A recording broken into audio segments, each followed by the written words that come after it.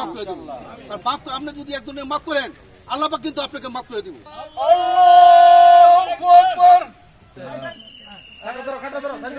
তো গতকালকে 12টা সাড়ে 12টার দিকে আমরা খবর পাই, ওনার মৃত্যুর খবর পাই।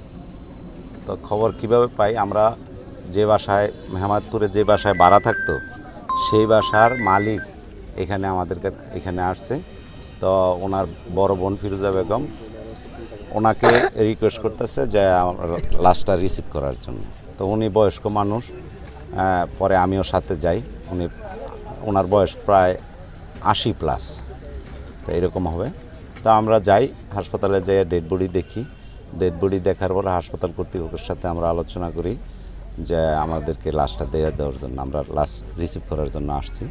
হাসপাতাল কর্তৃপক্ষ আমাদেরকে জানায় পোস্টমর্টম ছাড়া দেওয়া যাবে না। একমাত্র ওয়ালটন এসি দিচ্ছে 1 বছরের রিপ্লেসমেন্ট গ্যারান্টি এবং কম্প্রেসারের 10 বছরের গ্যারান্টি।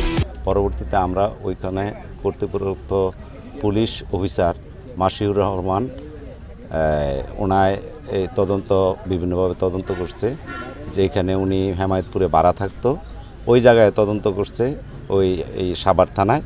আর আমরা শেরেবাংলা নগর থানায় যাইয়া কাগজপত্র তৈরি করে বিভিন্ন আপনার কী বলে এটারে কাগজপত্র রিপোর্টের প্রেক্ষিতে কাগজপত্র আমরা 12:30টার দিকে হাসপাতালে নিয়ে আসি। তো হাসপাতাল থেকে রাত্র 12:30টায় মর্গে পাঠানো হয়।